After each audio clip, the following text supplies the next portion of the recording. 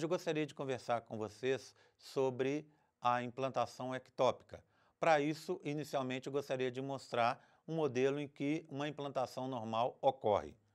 Tenho aqui à minha frente, então, o modelo do sistema genital feminino, em que temos presentes o canal vaginal, o útero que tem uma forma de pera, então uma forma piriforme, a presença de duas tubas uterinas aqui,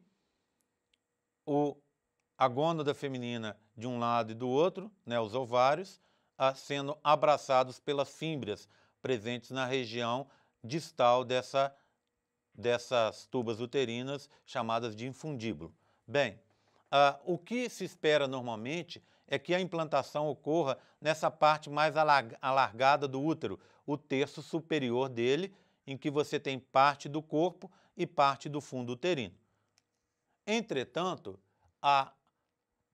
o que a gente chama de implantação ectópica ou extrauterina é aquela gravidez que ocorre fora dessa região, fora do terço superior do útero. Bem, 95% dos casos de implantação ectópica vão ocorrer nas tubas, mas existem outras regiões menos comuns que eu gostaria de mostrar novamente para vocês no modelo. Bem, cerca de 1% das implantações podem ocorrer no canal cervical, fora do útero na região do abdômen ou ainda numa cicatriz de uma cesariana.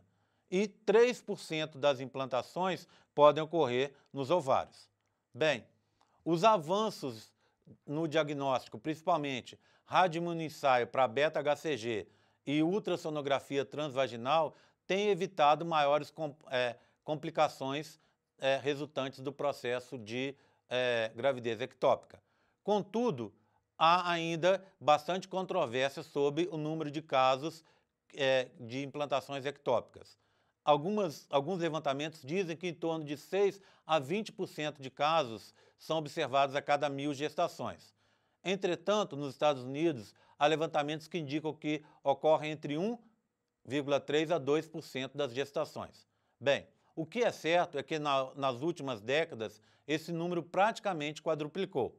E a gravidez ectópica continua ainda sendo a principal causa de óbitos relacionados à gravidez inicial, ocorrendo cerca de 4 óbitos a cada 10.000 gestações. Sabemos que mulheres não brancas têm 3 vezes mais chances de terem gravidez ectópica e que as mortes são relacionadas principalmente com a hemorragia causada pela ruptura das tubas. Bem, a taxa de ruptura em caso de gravidez ectópica está variando em torno de 20% a 35%.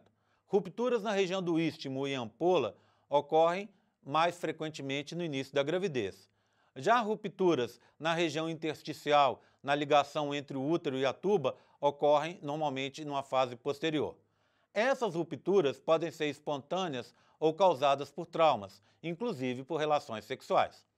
Um caso de gravidez ectópica não influencia o prognóstico de uma gravidez subsequente. Contudo, pessoas que já tiveram vários casos de gravidez ectópica recorrentes, por exemplo, 2 casos anteriores de gravidez ectópica, aumentam em 10 vezes a chance de ocorrência de um novo caso.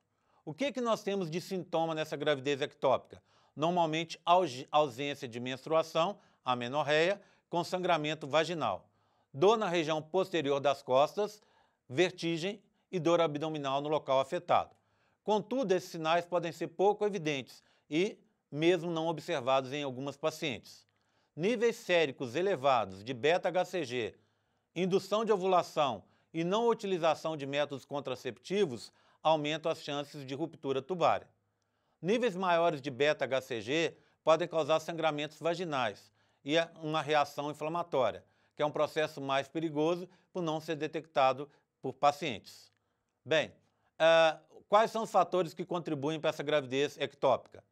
Prevalência de doenças sexualmente transmissíveis, principalmente infecções por clamídia. Essas infecções por clamídia vão fazer uma inflamação do lúmen do ovário, do lúmen da tuba uterina e posterior deposição, gerando uma aderência tubária.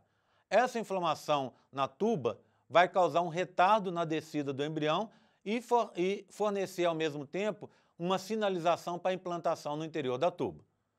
Nessa região, células similares às células intersticiais de Cajal, não sei se vocês conhecem, são células que são marca-passo para a motilidade intestinal e que também estão presentes nas tubas. Essas células podem ser afetadas pela presença da infecção por clamídia e, assim, atrapalhar a motilidade, a transferência do embrião para o útero. Bem, a ocorrência de gravidez tardia também é acompanhada por um aumento na tecnologia de reprodução assistida.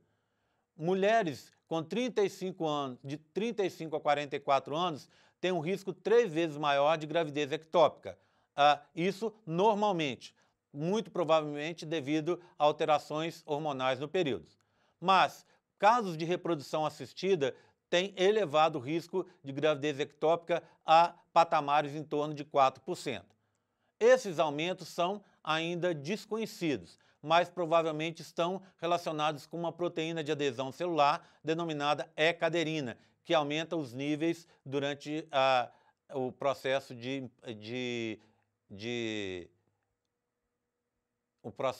fertilização in vitro.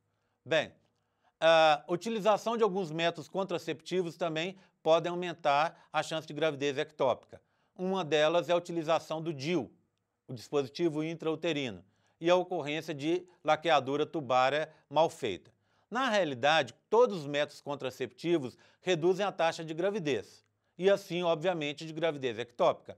Contudo, quando esses métodos falham e ocorre gravidez, entre as gravidezes que ocorrem está um nível elevado de, em alguns casos, como o DIU e a própria ligadura das tubas, há uma quantidade mais elevada de casos de gravidez ectópica. Outro caso que aumenta o nível de gravidez ectópica é um sistema bastante utilizado e bastante efetivo, que é o sistema de liberação de levonorgestrel, que é conhecido popularmente como Mirena. Quando esse método falha, ele falha aí em torno de 0,4 a 0,5% dos casos, ele vai causar, entre esses 0,4 e 0,5, metade dos casos podem ser de gravidez ectópica. As pílulas, conhecidas como mini-pílulas, que são aquelas pílulas com progestágenos, aumentam também a taxa de gravidez ectópica, pois elas vão, um dos efeitos dela é diminuir a motilidade tubária. Bem, abortamentos prévios, induzidos farmacologicamente, através então do uso de remédios, também aumentam o nível de gravidez ectópica.